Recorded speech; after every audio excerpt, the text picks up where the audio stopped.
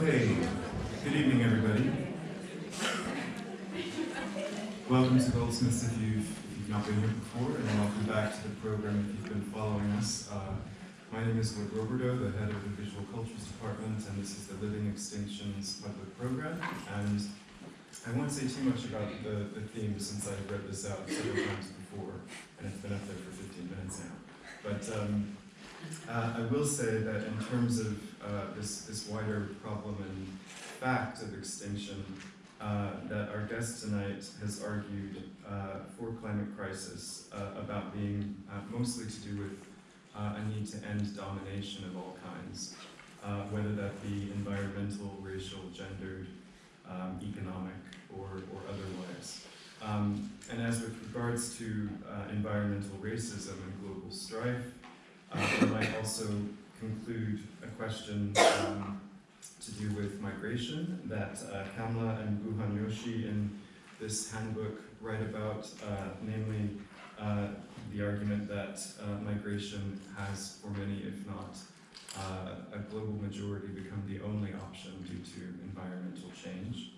And just to sum up quickly, we're hoping that with all of you, students, faculty, colleagues, practitioners, that we're able to have a fruitful discussion, possibly a bit of debate in the second half of this evening's event. But I also want to take a moment to just remind everybody that unusually, but also with some excitement, there's another event in the series tomorrow night in Ian Gulland Lecture Theatre, which is across the other way from the College Green, by Evan Kirksey, an anthropologist who's able to join us for the program. So please do come to that if you're available tomorrow evening.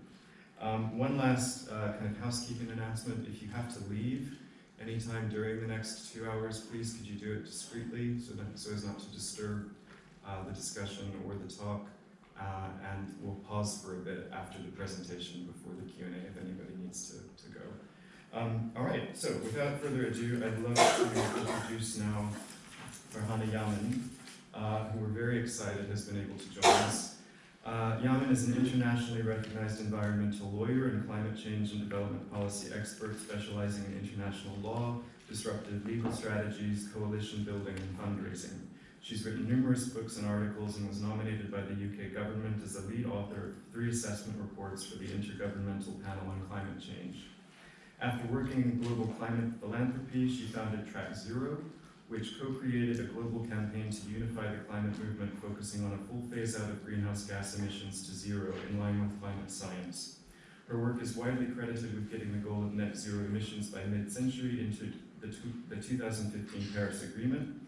And she's an associate fellow at Chatham House and has a number of advisory roles, including as a trustee for Greenpeace UK and Julie's Bicycle, and being on the program committee of the World Wildlife Fund UK. And she joined Extinction Rebellion in 2018. So please join me in welcoming Farhana Yamin.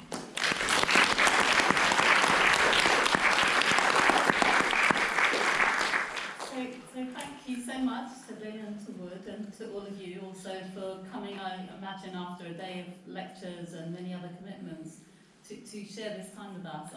I am going to take, I think, about 40 minutes. And then I think I would love to have more of a conversation, a dialogue to hear from you about what's surfacing in you about the titles of this talk. So there's me. I look quite different there. This was back in April. It was about 5 months after I had decided to join Extinction Rebellion, got myself trained up, actually retrained because I had done NVDA when I was 18, and then gone on to study, be a student, get a degree, get a job, get a mortgage, get a house, have children, all of that. And then something inside me really snapped when the IPCC, the UN panel's international panel on climate change, delivered its report on pathways for 1.5 degrees and the prospects of what damages and what are the implications of that would be, and also how it could be averted. And the reason why I snapped is because actually the small island states who I've been advising in the climate change negotiations under the UN for since 1991, so almost as soon as I qualified, they have been asking for a much safer global average temperature threshold since 2008, 2009. So it took almost a decade for the global international processes to get a treaty, the Paris Agreement, and then for that agreement to result in a mandate for the UN to request another UN body, the UN Panel on Climate Change, to deliver a report on the science. These countries, and I've, as I said, represented many of them for around 30 years, are literally the most vulnerable in terms of the physical impacts of climate change from both what we call slow onset events like sea level rise, as well as extreme events like king tides, hurricanes, typhoons. They have been asking for precautionary measures since 1989, when the Climate Convention first started negotiating as a result of climate science. And it took them 10 years to get this reference point and this scientific report from the UN processes.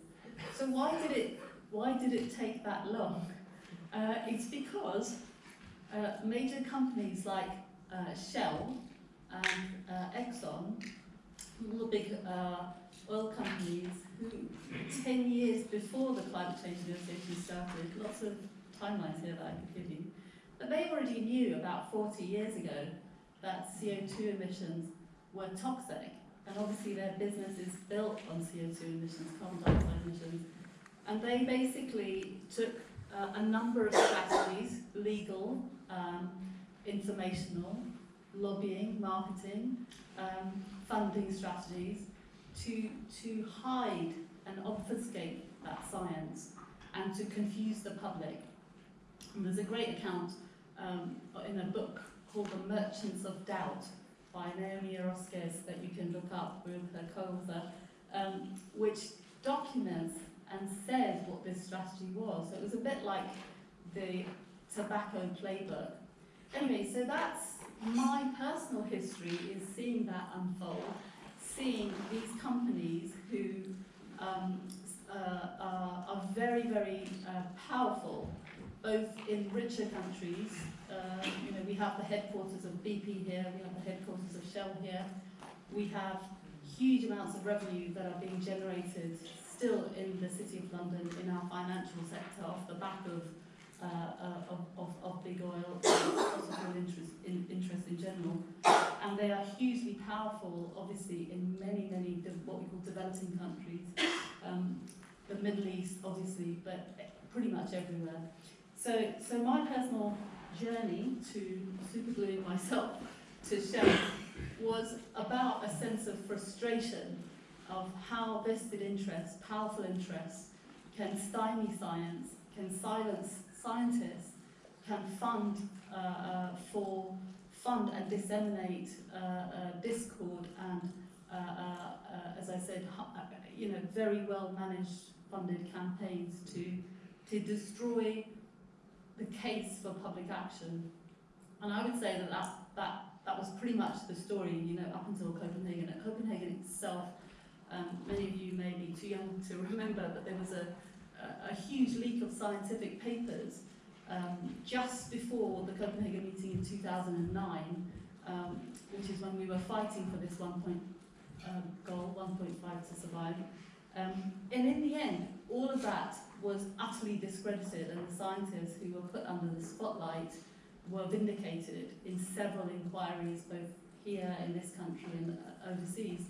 But that tarnishing, that deliberate campaign to confuse and make sure that the media always had two sides of an argument, as if like this was an argument about views and that there was a scientific equally weighty case for inaction.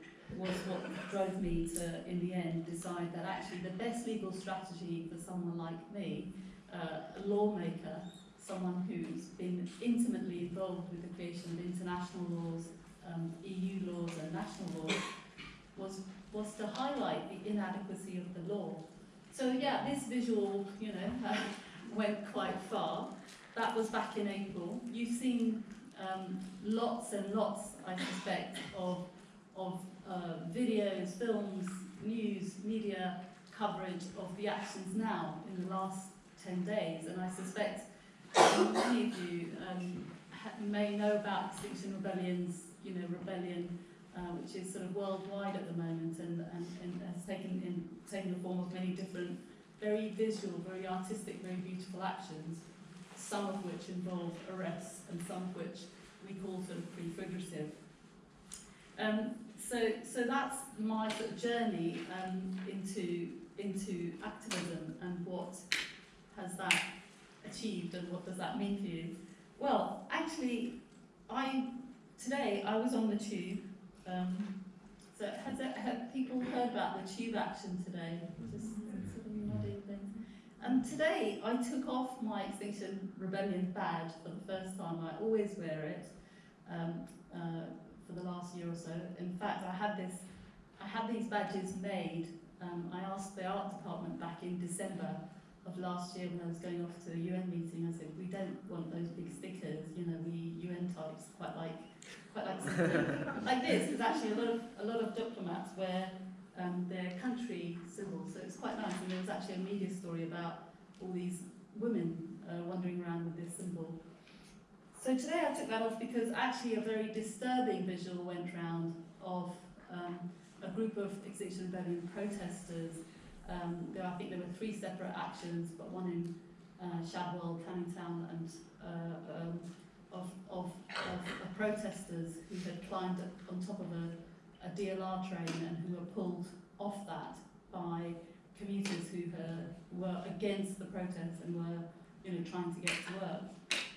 And that has resulted in a huge amount of media coverage and a huge soul searching actually within Extinction Rebellion, and highlighted what has been the heart of some of the equity issues that actually we've been discussing, not just for 30 years, but actually 300 years. And the issue is really this. The issue is, what form should disruption take when you've got a legitimate cause, and who should decide what actions are done then and by whom? And today, I think the commuters made it very clear that the disruptions that Extinction Rebellion was trying to highlight should not be visited upon essentially one of the poorest boroughs in the country, one of the most polluted in the country, one of the most with one of the highest levels of toxic air, and they wanted to not bear the price for having their everyday journey, disrupted for hours on end sometimes. They made that very clear. So those impacted communities made very clear that they did not want that action to proceed, and that the equity issues around that are really to do with class issues, they're to do with deciding things unilaterally, they're to do with who gets to decide when and how we take actions on the street, those visual actions. So the other sorts of issues are actually around, people of colour, the black and ethnic minorities. I'm from Pakistan myself. I feel very happy calling myself black, which is what we used to call ourselves as a category actually before this people of colour title came over from the States, because it's a political category. But a lot of people, on Twitter and others, said, oh, this is a mob. A mob is attacking the protesters, and that this is a rough area. And this provoked a lot of conversation about why is that area being classified as somehow full of criminal, mob-like elements, and it's to do with actually the diversity of people who were there and others, doing that. So I think even in everyday actions that are unfolding here in the UK, in London, We have issues of environmental race, intersectionality, issues of class, issues around governance, and all of these issues have been part and parcel of how we discuss climate change and climate justice, and whether or not, you know, movements that are predominantly white, middle class, birthed in the UK, you know, a lot of the main founders come from Bristol and Stroud and the southwest, with a handful of London activists who actually started using this symbol several years ago. So a lot of those issues surface, and I think the more we surface them and the more we talk about them, the more we'll be able to actually come together and sort of see what our different stories are. In the chapter that I wrote in here, I made very much the case that the climate and ecological crisis, it's a crisis of many different dimensions, has actually been unfolding for hundreds of years. If you look at just the climate component, that's something we found out about relatively recently. Yeah, sure, there was this Swedish scientist who was Greta's great uncle or something, who knew about it, but actually modern day science has only exposed the climate problem relatively recently in the last 40 years or so. But the ecological crisis has been going on for a very long time, and actually it's to do with a system of economic and social injustice, which is about appropriating resources, natural resources, and privatising them, owning them, and benefiting from them in ways that actually are forcibly, you know, they're enforced literally through the use of force.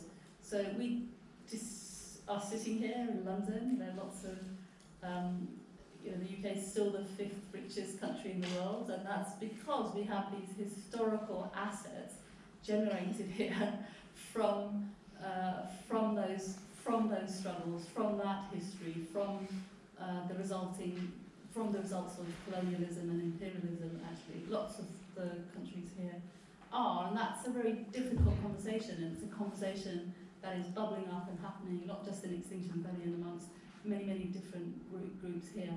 So I think it's not going to be solved. I feel like the most important thing that we can do right now is start to have an acknowledgement of our histories and who we are and how we came to be here, how I came to be here. At this point, you know, through coming to the UK I came over here when I was 9, expecting to go back after 3 years, and then another 3 years, and another 3 years, and then lo and behold, I, you know, was at uni age and couldn't actually fit it back in the, you know, Pakistani education system. So we end up where we are sometimes by complete accident and not by choice. And the way in which we are in this one land together, I feel very strongly we have to connect all those different stories and our parts of us.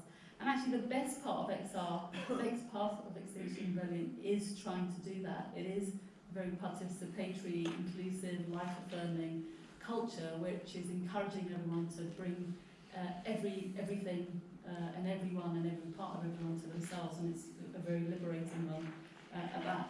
So how are these things tied up? Well, they're tied up, I guess I can tell you a simple story. When I started working with the Marshall Islands, who are literally, if you look on a map and you look at the vast Pacific Ocean and put a dot in the middle of it, you'll be quite close to the Marshall Islands.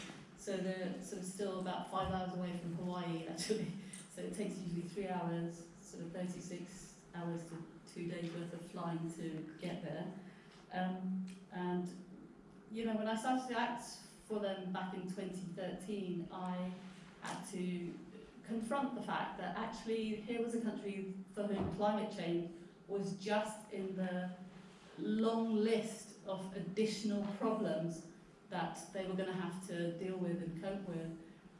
The Marshall Islands is a country that was used by the US to test its nuclear weapons after the Second World War. You may have heard of the Bikini Atoll. So the Bikini Atoll is part of the Marshall Islands. It's one of the atolls. There's still a base called Kwajalein where the US still has occupies that base, obviously on a lease from the Marshall Islands, but it still fires nuclear missiles that are tested almost monthly. So this country is like a target practice, literally every month a missile is sent from the US to check that it's working and it sort of lands somewhere. Dud one, obviously, but it still could hit somebody. So this is what actually is still happening, and obviously the results of radiation, cancer, the results of forcible migration, because some of the populations had to move from different islands that were, and this is all pretty documented, and I'm saying it because I feel it goes directly to the heart of whether we now think we're in some kind of extinction crisis, which is really new. It's not new for people. People have been facing the extinction of their cultures, the devastation of their homelands, and they have been fighting back, that's the good thing, 4 centuries, for a long time, from Pakistan. So the very, the leaders and heroes that we talk about now, Gandhi, Nelson Mandela, they were also fighting systems of repression going back hundreds of years. And that's why I feel actually we have to look at this from the point of view of where we are right now and where we got here first, rather than locating ourselves continually in a future extinction. The extinction is here.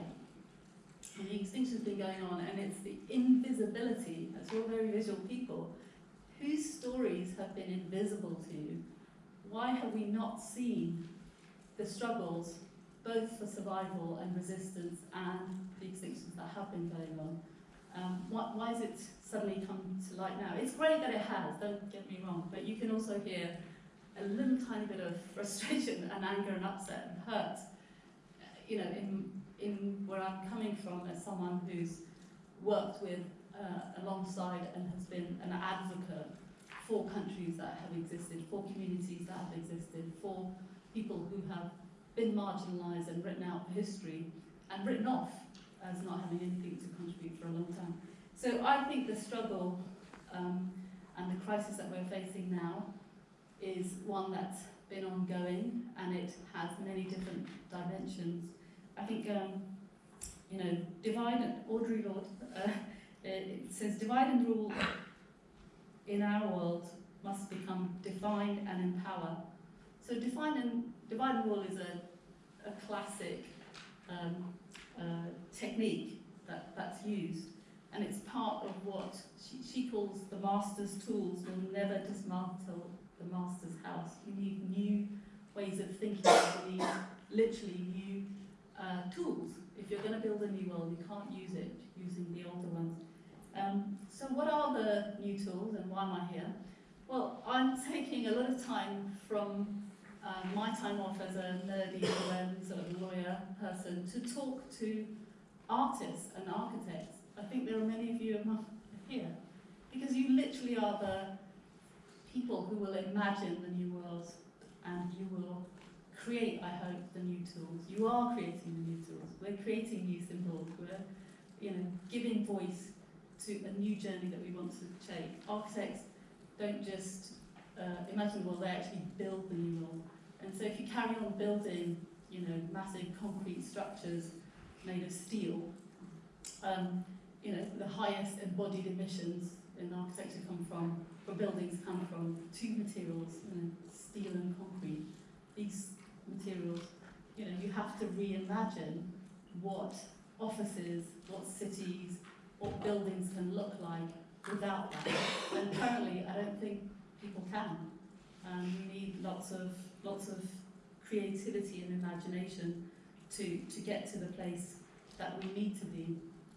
So that's why I'm spending quite a lot of time with artists and with people working in the visual arts and people who are basically making it their job to be creatives, right? Because also as a lawyer and as a scientist and someone who worked a lot with economists, we haven't been able to use the master's tool to dismantle what we need to. We've tried, we've come a long way, and I'm not saying, we've utterly failed, but I've seen the limits of that. The limits are you're trying to convince every day someone to green a building, to change the menu, you're doing it in the existing paradigm, with the existing palettes, with the existing tastes, with the existing incentives, with the existing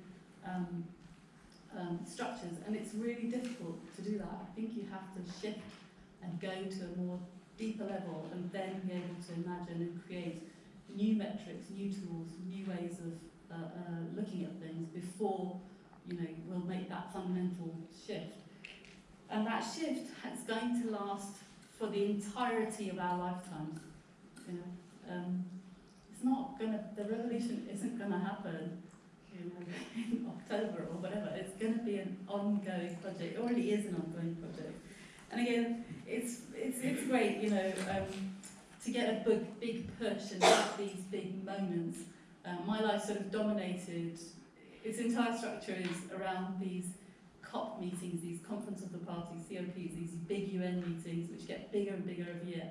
And they've been since 1991 in November or December of every year. So in November and December of every year, we have these annual COPs. And the next big one is going to be in Glasgow. It's going to be in the UK. So I think that would be an amazing opportunity. We'll have, I think, 30,000, 40,000 delegates coming from around the world. It will probably be bigger than the Paris meeting, which was the biggest gathering of heads of states of the UN outside of the UN. Because annually they gathered anyway in the UN in September, but outside of that it was the largest gathering of heads of state, largest gathering of businesses, CEOs, and had about 30,000 people, even though it came on the back of 1 week after the terrorist attacks in Paris. So the UK meeting, what will be the significance of that? Where will you fit in? What will you be thinking about? What will be your contribution? Many of you will have graduated by then. Many of you will be in new careers. What is the story, visually and actually, that we in the UK, and I sort of count myself British here because I've been here for 40 plus years, what is the story that we're going to tell to the world about ourselves?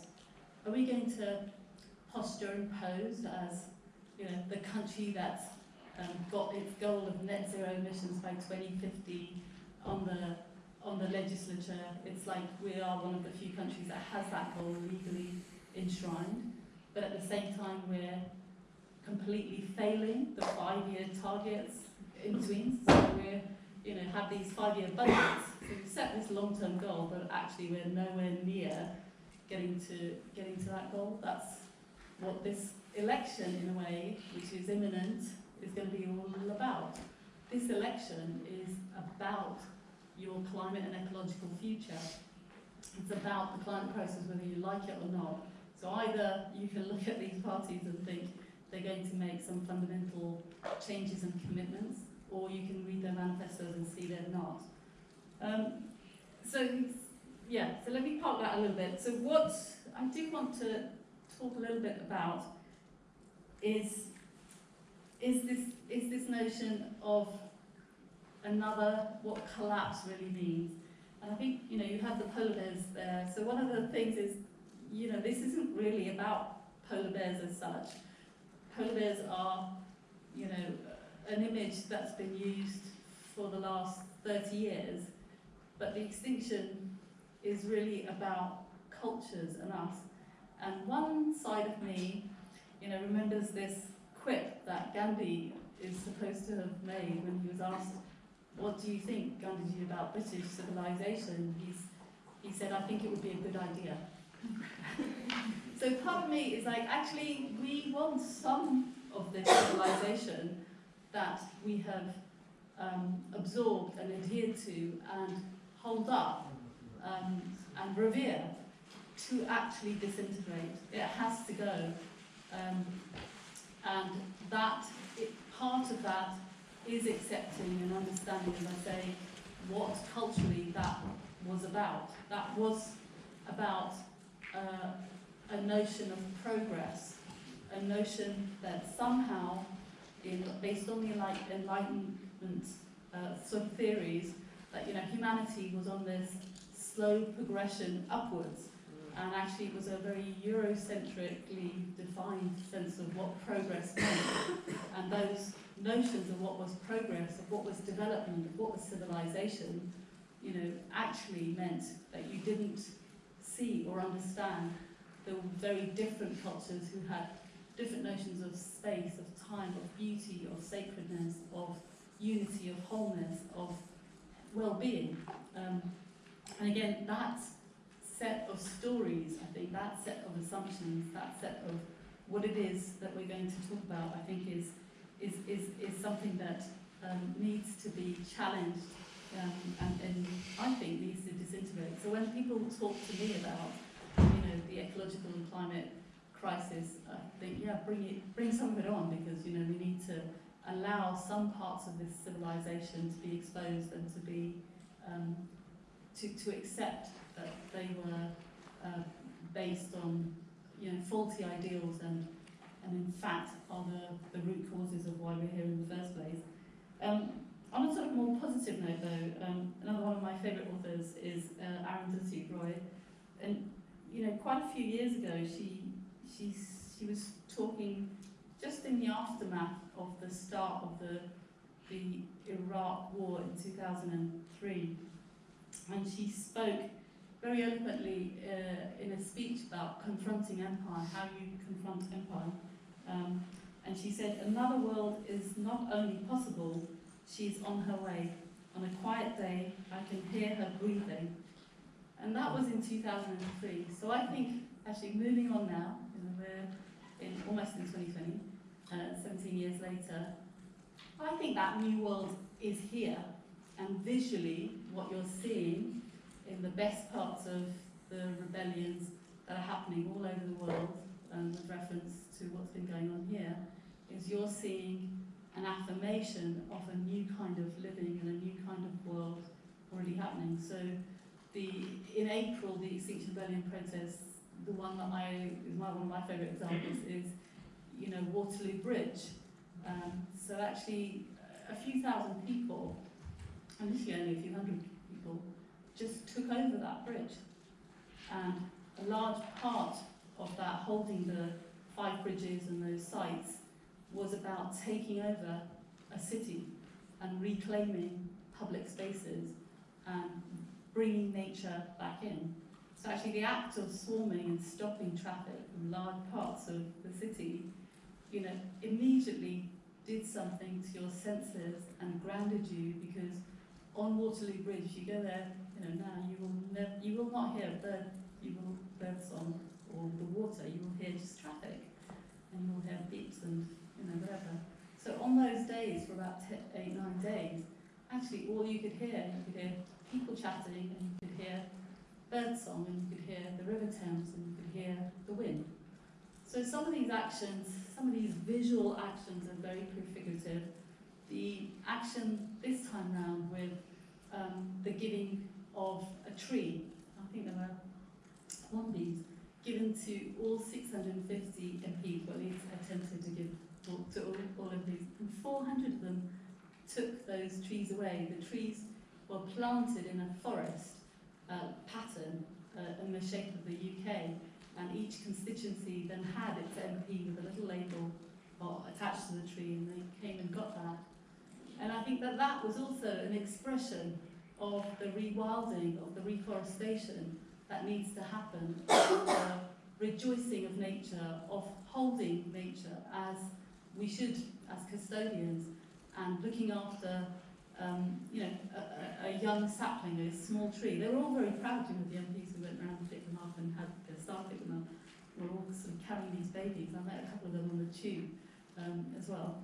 So I think that is a very important visual way in which we can reconnect people to their sense of stewardship, to their sense of responsibility, to reigniting in them a love for land, which is based on something which isn't to do with consumption, actually. It's to do with looking after, and in many cases, looking after a tree is by definition, nothing like a child. You know, there's no way, if you plant a tree now, even those of you who are younger, you will live to see it to its full maturity.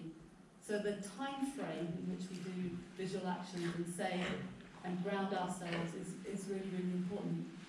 One of the nicest projects that is very visual, it's very moving, is a group of artists called, with 3 women who found an arboretum that was planted 100 years ago by the suffragettes. So the suffragettes at that time were being imprisoned. Many of them were going on hunger strike. Many of them were forcibly fed in prison, horribly abused.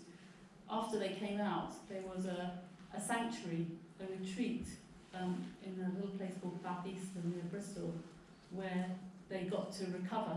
It was a safe place. You know, many of these women were disowned by their families, had been ostracised, had needed support. And one of the things that was done at that place in the suffragettes' arboretum was each suffragette who had been in prison planted a seed, literally, a little pine tree, and that grew and grew into an entire forest. And sadly, it got chopped down except for one tree. And that one tree is now the source of seeds which are being gifted to many people. I've received the gift of this seed from this tree. It helps connect us to, you know, visually I have this seed, it's in a box. I can imagine, you know, what sacrifices were made, whose shoulders I'm standing on.